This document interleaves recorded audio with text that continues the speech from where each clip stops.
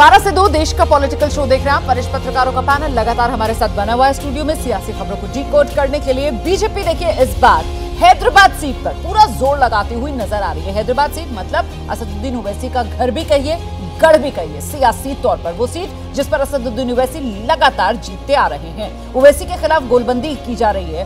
माधवी लता ये है बीजेपी के उम्मीदवार। अमित शाह ने माधवी लता के लिए हैदराबाद में रोड शो किया कर और रैली में कहा कि किसी को डरने की जरूरत नहीं है, हैदराबाद में किसी को छूने की हिम्मत किसी में नहीं। सुनिए। हैदराबाद को साच अर्थ में रजाकारों से मुक्ति दिलाने का काम करिए।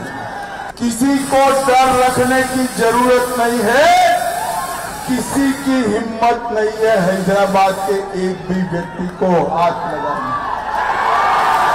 इस बार मुक्त मन से मतदान करिए, चाहे हिंदू हो या मुसलमान।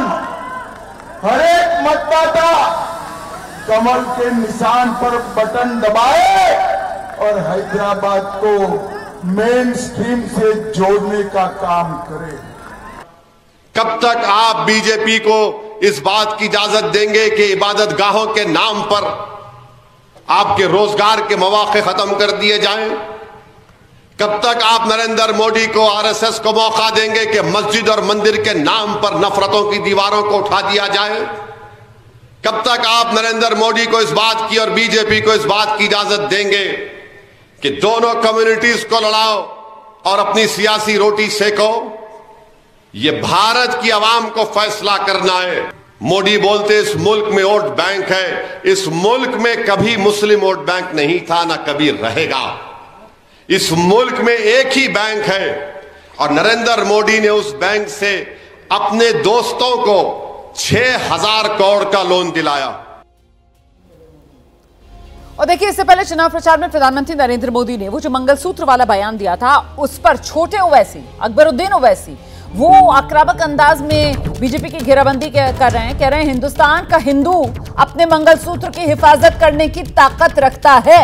अकबरुद्दीन ओवैसी इसकी हिफाजत में शामिल हो जाएगा। सुनिए।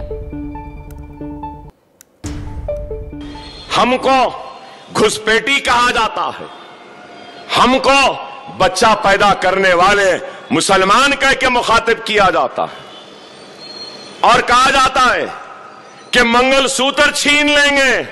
मां गंगा भी बोलेगी मेरी गंदगी को छोड़ो, मेरे पोल्यूशन को छोड़ो। ऐ नरेंद्र मोदी, अमित शाह, बीजेपी वालों, पहले तुम अपनी सोच की गंदगी को खत्म करो, बाद में मेरी गंदगी को साफ करना। इनकी सोच गंदी हो चुकी है।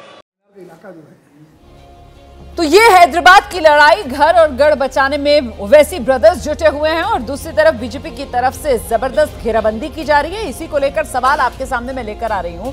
ओवैसी की तगड़ी घेराबंदी, शाह पलटेंगे, चुनावी बाजी, जोर तो पूरा लगाया जा रहा है बीजेपी की तरफ से ओवैसी साहब के घर और गढ़ में सेंधमारी का। नहीं, लगाया भी जाना चाहिए। देखिए, बीजेपी चूंकि जब हैदराबाद नगर निगम का चुनाव हुआ था, उसको चुनाव भारतीय जनता पार्टी ने विधानसभा चुनाव का लड़ा था और उसमें उसको कामयाबी भी मिली थी और तेलंगाना में पूरे हैदराबाद का संदेश भी गया था, ग्रेटर हैदराबाद वाले उसमें। और ये जो सीट है हैदराबाद की, जहाँ से ओवैसी साहब चुने जाते हैं, पहले इनके वालिद साहब जो है वो चुने जाते थे, सुल्तान साहब जो है, क्योंकि मैं तो उनसे भी मिला था, उनको भी जो पार्लियामेंट में आते थे वो।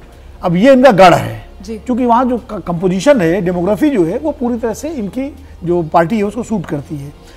लेकिन कांग्रेस ने भी इस बार एक मुसलमान उम्मीदवार दे दिया है और कांग्रेस भी वहाँ मजबूती से लड़ रही है। तो ऐसे में बीजेपी को लगता है कि एक कोई सूरत निकल सकती है कि अगर वोट डिवीज़न हो जाए और बीजेपी अपना वोट कंसोलिडेट कर ले और कुछ मुस्लिम वोट भी उसको मिल जाए, खासकर महिलाओं के, तो शायद एक बेहतर स्थिति हो सकती है। बीजेपी के लिए सीट जीतना उतना महत्वपूर्ण नहीं है, जीत जाए तो बहुत बड़ी बात हो जाएगी। अगर वो मुकाबले में भी आ जाएगी और नेक टू नेक में आ जाए या वो कम वोटों से हारे, तो भी उसके लिए एक आधार बनाने का एक मौका हो जाएगा।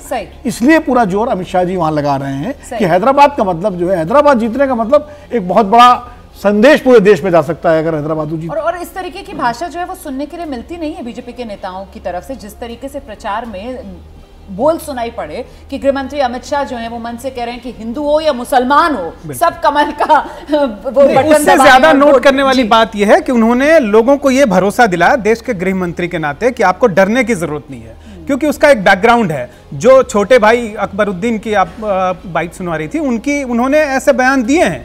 उन्होंने कहा था कि कुछ समय के लिए हमें दे दो, कुछ समय के लिए पुलिस को हटा दो, तो ऐसे बयान है। वहां पे बहुत ही कम्युनली पोलराइज है। बीजेपी की भी जो कैंडिडेट हैं वो भी आप देखते हैं कि उनको भले वैसे ना जाना जाता हो, लेकिन तरह की ऐसी भाव भंगिमाएं बना के मस्जिद की तरफ तीर चलाते हुए वो सब किए जा रहे हैं। और बीजेपी के लिए वहाँ पे बहुत ज़रूरी है कि अपने कार्यकर्ताओं को ये भरोसा दिलाना। तो मुझे जो बात गृह मंत्री जी की बात में दिखाई दे रही थी कि वो लोगों को भरोसा दिला के गए हैं कि तुम्हें डरने की ज़रूरत नहीं है। यहाँ पे भले ही राज्य सरकार में कोई भी हो या भले ही अकबरुद्दीन और दूसरे उनके बड़े भाई असदुद्दीन का वहाँ पे कितना भी दबदबा हो, आप खुल के चुनाव लड़िए और किसी तरह से डरने की जरूरत नहीं। मुझे इसमें ये टोन दिखाई दे।